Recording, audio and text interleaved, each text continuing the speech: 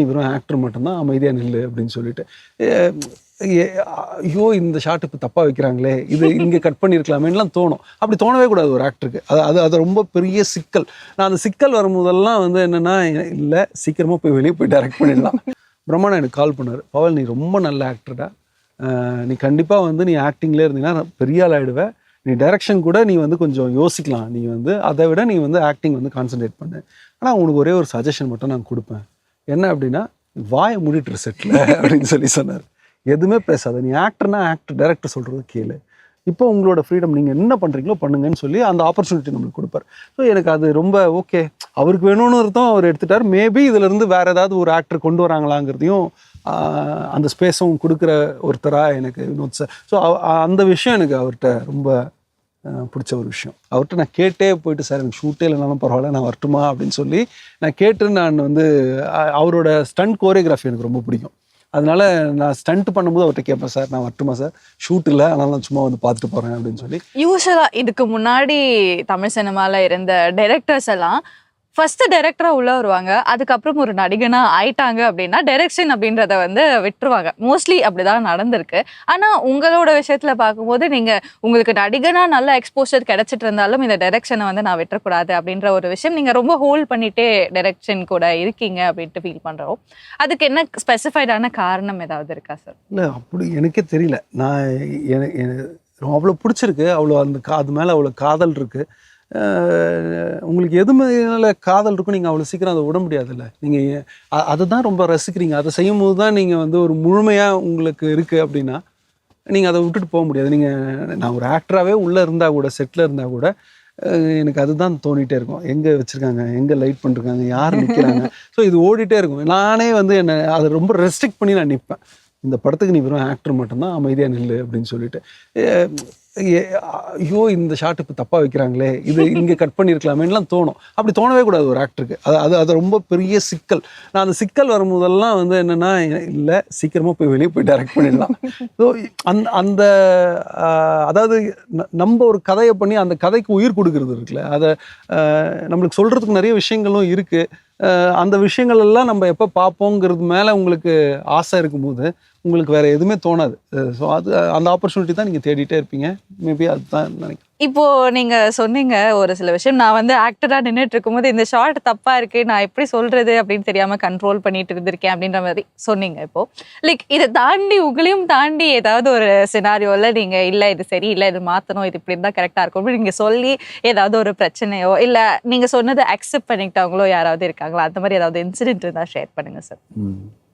அதாவது குற்றம் கடிதல் நடக்கும்போது வந்துட்டு என்னென்னா, குற்றம் கடிதல் படம் முடிஞ்ச பிறகு வந்து ஒரு டைரக்டர் வந்து பிரம்மா, நான் அண்ணன் தான் கூப்பிடுவேன், பிரம்மாண்ணா எனக்கு கால் பண்ணார், பவல் நீ ரொம்ப நல்ல ஆக்டர்டா, நீ கண்டிப்பாக வந்து நீ ஆக்டிங்லேயே இருந்தீங்கன்னா பெரிய ஆள் ஆகிடுவேன், நீ டைரக்ஷன் கூட நீ வந்து கொஞ்சம் யோசிக்கலாம், நீ வந்து அதை விட நீ வந்து ஆக்டிங் வந்து கான்சன்ட்ரேட் பண்ணு, ஆனால் உனக்கு ஒரே ஒரு சஜஷன் மட்டும் நான் கொடுப்பேன், என்ன அப்படின்னா வாயை மூடிட்டு செட்டில் அப்படின்னு சொன்னார். எதுவுமே பேசாத, நீ ஆக்டர்னா ஆக்டர், டைரக்டர் சொல்கிறது கேளு, வேறு எதுவுமே பேசாத அப்படின்னு சொல்லிட்டு நான் ரொம்ப யோசித்தேன். ஓகே ரொம்ப கரெக்டு தான். நான் அவர் இதையும் கேட்டார், நீ டைரக்டராக இருக்கும்போது உன்னோட ஆக்டர் வந்து ரொம்ப நயன்னு ஏதாவது பண்ணிகிட்டு இருந்தால் உனக்கு எப்படி இருக்கும்?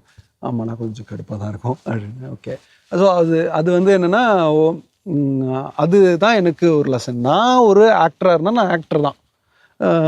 ஒரு டைரக்டர்கிட்ட போயிட்டு நான் அவங்க வேலையை என் வேலையை அவங்க செஞ்சாலும் கூட எனக்கு அது வந்து இப்படி நடிச்சு காட்டுறாங்க, இப்படி பண்ணுனா எனக்கு கொஞ்சம் வந்து எனக்கு நடிக்க தெரியும், இதை நான் பண்ணுறேன், அந்த கேரக்டர் நான் உள்வாங்கியிருக்கேன், எனக்கு அந்த கேரக்டர் மட்டும் புரிய வைங்க, அதை நான் செய்கிறேன் அப்படிங்கிறது தான் ஆக்டருக்கு இருக்கும். நடிச்செல்லாம் காட்ட வேணாம், அதெல்லாம் எனக்கு ஏன்னா அவங்கள நான் பண்ணக்கூடாது, நான் அந்த கேரக்டர் என்ன புரிஞ்சுருக்கணும் அதுதான் பெர்ஃபார்ம் பண்ணணுன்னு தான் ஆசைப்படுவேன். அப்போது ஒரு ஆக்டராக எனக்கு அது தோணும் போது ஒரு டைரக்டருக்கும் அது தான் தோணும். என் வேலையை நான் செய்கிறேன், எனக்கு தெரியும், மேபி அது வேறையாக கூட அது மாறலாம், எடிட்டில் மாறலாம், இல்லை வந்து டப்பில் மாறலாம், என்னவா வேணாலும் நடக்கலாம்.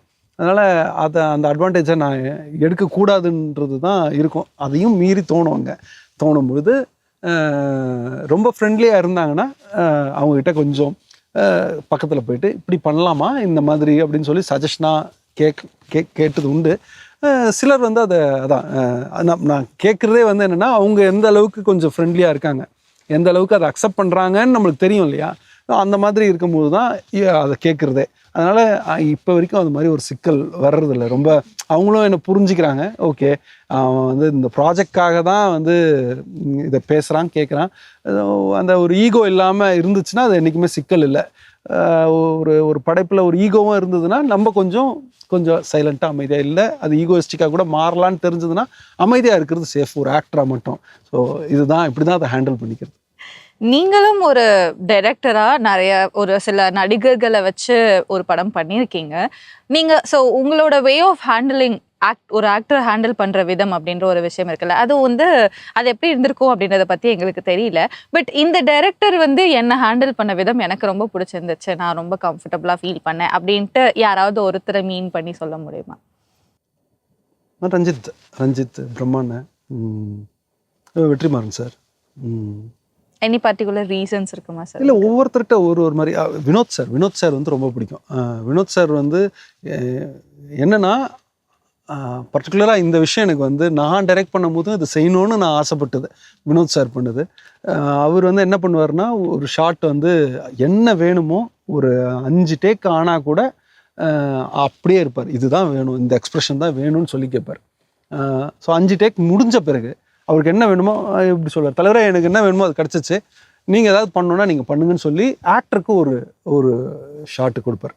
ஸோ நீங்கள் உங்களுக்கு இப்போ அதை ஏதாவது பண்ணணுமா, நீங்கள் பண்ணுங்கள், இப்போது எனக்கு தேவையானது ஓகே, நான் சேஃப், எனக்கு தேவையான ஷாட் எனக்கு கிடச்சிச்சு, இப்போ உங்களோட ஃப்ரீடம், நீங்கள் என்ன பண்ணுறீங்களோ பண்ணுங்கன்னு சொல்லி அந்த ஆப்பர்ச்சுனிட்டி நம்மளுக்கு கொடுப்பார். ஸோ எனக்கு அது ரொம்ப ஓகே, அவருக்கு வேணும்னு அர்த்தம் அவர் எடுத்துட்டார். மேபி இதிலேருந்து வேறு ஏதாவது ஒரு ஆக்டர் கொண்டு வராங்களாங்கிறதையும் அந்த ஸ்பேஸும் கொடுக்குற ஒருத்தராக எனக்கு வினோத் சார். ஸோ அந்த விஷயம் எனக்கு அவர்கிட்ட ரொம்ப பிடிச்ச ஒரு விஷயம். அதான் ஒவ்வொரு டைரக்டர்கிட்ட அது ஒன்று இருக்குது, ஏன் அது பிடிக்கும் அவங்கக்கிட்ட அப்படின்னு சொல்லிட்டு. வெற்றிமாறன் சார் பேரு இப்போ நீங்க சொன்னதுனால கண்டிப்பா இதை பத்தி நம்ம பேசியே ஆகணும். வடசென்னை படத்துல வெற்றிமாறன் சார் கூட சேர்ந்து ஒர்க் பண்ணியிருக்கீங்க. ஆல் ஓவர் இந்த எக்ஸ்பீரியன்ஸ் எப்படி இருந்துச்சு உங்களுக்கு அப்படின்றத பத்தி சொல்லுங்க சார். நான் விஸ்காம் படித்தேன் அப்படின்னு சொன்னேன் இல்லையா, நிறைய புக்ஸ் படித்தேன் அப்படின்னு சொன்னல. நீங்கள் வந்து ஒரு கேள்வி வந்து என்கிட்ட கேட்டீங்க, டைரக்டராக ஆகிறதுக்கு நீங்கள் என்னெல்லாம் வந்து உங்களுக்கு ஒரு படிப்பினையாக இருந்துச்சு அப்படின்னு. இப்போ இதெல்லாமே நான் தூக்கி போட்டுட்டு வெற்றி சாரோட வடசென்னை நான் ஒர்க் பண்ணேன் அப்படின்னு சொல்கிறது இருக்குல்ல, எனக்கு அது பெரிய படிப்பினை தான் நான் டைரக்டர் ஆகிறதுக்கு. ஏன்னா நான் வடசென்னை பண்ணும் போதே V1 வந்து டைரக்ட் பண்ணிட்டு இருந்தேன். அதை நான் பிரிச்சுப்பேன். வடசென்னையினுடைய ஆக்டிங் நான் பண்ணிகிட்டு இருக்கும் போது அங்கே நான் கற்றுக்கிட்டது நான் என்னோடய படத்துக்கு நான் என்னெல்லாம் இம்ப்ளிமெண்ட் பண்ணலான்றது இருக்கும். அதனால் நானே என்ன நினச்சிப்பேன், வடசென்னைக்கு முன் வடசென்னைக்கு பின் என்னோடய மேக்கிங் எப்படி மாறி இருக்கு அப்படின்னு சொல்லி. சார்கிட்ட அவ்வளோ கற்றுக்க முடியும். நீங்கள் வந்து ஒரு ஆக்டராக இருக்கிறத விட நீங்கள் கற்றுக்கணுன்னு நீங்கள் அவர் பக்கத்தில் நின்றுட்டு இருந்தீங்கன்னா டெஃபினட்டாக உங்களால் லேர்ன் பண்ண முடியும். சாரோட எடிட்டிங் அவ்வளோ இன்ட்ரெஸ்டிங்காக இருக்கும். அவர்கிட்ட நான் கேட்டே போயிட்டு, சார் எனக்கு ஷூட்டே இல்லைனாலும் பரவாயில்ல, நான் வரட்டுமா அப்படின்னு சொல்லி நான் கேட்டு, நான் வந்து அவரோட ஸ்டண்ட் கோரியோகிராஃபி எனக்கு ரொம்ப பிடிக்கும். அதனால நான் ஸ்டண்ட் பண்ணும்போது அவர்கிட்ட கேட்பேன், சார் நான் வரட்டுமா சார், ஷூட் இல்லை அதனால நான் சும்மா வந்து பார்த்துட்டு போகிறேன் அப்படின்னு சொல்லி. அதனால் அவர் என்ன பண்ணுறாரு, எப்படி அதை கோரியோ பண்ணுறாரு, அவரோட கோரியோ பயங்கர இன்ட்ரெஸ்டிங்காக இருக்கும். என்ன பண்ணுறாரு, சின்னதாக அதை பில்ட் பண்ணுவார். அப்படி கொஞ்சம் கொஞ்சமாக அப்படி எதுக்கு இதை பண்ணுறாருங்கிறது நீங்கள் டுவர்ட்ஸ் த எண்டு தான் நமக்கே தெரியும். ஸோ அவ்வளோ அழகாக இருக்கும் அவர் கோரியோ பண்ணுறது. எடிட்டுமே அப்படி தான். எடிட்டிங்குமே வந்து என்னென்னா, அவர் கேட்டு போயிட்டு அவ்வளோ சீக்கிரம் போய் அதை அவர் எடிட் பண்ணுறது பார்க்க முடியாது. நான் கேட்டு உள்ளே போய் உட்காந்து பார்ப்பேன். பின்னாடி சும்மா அப்படி உட்காந்துருப்பேன், சார் முன்னாடி உட்காந்துருப்பார், பக்கத்தில் எடிட்டர் இருப்பார். சார் இப்படி தான் பார்த்துட்டே இருப்பார் அப்படின்னு தட்டினா டக்குன்னு எடிட்டர் வந்து அப்படி வச்சுட்டு இருந்தார், டக்குன்னு அப்படி பாஸ் பண்ணி நிறுத்துவார், ஃப்ரேமில் கட் பண்ணுவார். அதாவது நீங்கள் இங்கேருந்து இப்படி திரும்பி உங்களை பார்க்கணுன்னா இவ்வளோலாம் டைம் கொடுக்க மாட்டார், இதுலேயே கட்டிருக்கும். ஃபுல் ஆடியன்ஸ்க்கு புரிஞ்சிடும், இங்கே தான் இவங்கள தானே திரும்பி பார்க்க போகிறாங்க அப்படின்னு சொல்லி ஃப்ரேம்ஸ்லேயே கட் பண்ணுவார் முன்னாடி. அது வந்து என்னென்னா, அது பெரிய லேர்னிங்காக இருந்துச்சு எனக்கு, எப்படி இன்ட்ரெஸ்டிங்காக இருக்கிறது. ஸோ ஆடியன்ஸை வந்து அவர் எப்பவுமே ரீட் பண்ணிகிட்டே யோசிச்சுட்டே இருப்பார், அவங்களுக்கு இது பிடிக்குமா. நான் வந்து ஒரு படம் பண்ணுறேன், எனக்கு மட்டும் பிடிக்கிறது இல்லை, இது நான் மட்டும் பார்க்குறதுக்கு இல்லை இந்த படம், இது வந்து நிறைய பேருக்கு பிடிக்கணும், இதை வந்து அவங்களுக்கு சுவாரஸ்யமாக இருக்கணும் அப்படிங்கிறது அவருக்கு ஓடிக்கிட்டே இருக்கும். எடுக்கும் போதே வந்து என்ன பண்ணுவார்னா, ஷூட் பண்ணிகிட்டே இருப்பார், எடுத்து முடிச்சோன்னே இதெல்லாம் சென்சாரில் போயிடும்பா அப்படின்னு இம்மிடியேட்டாக சொல்லுவார்.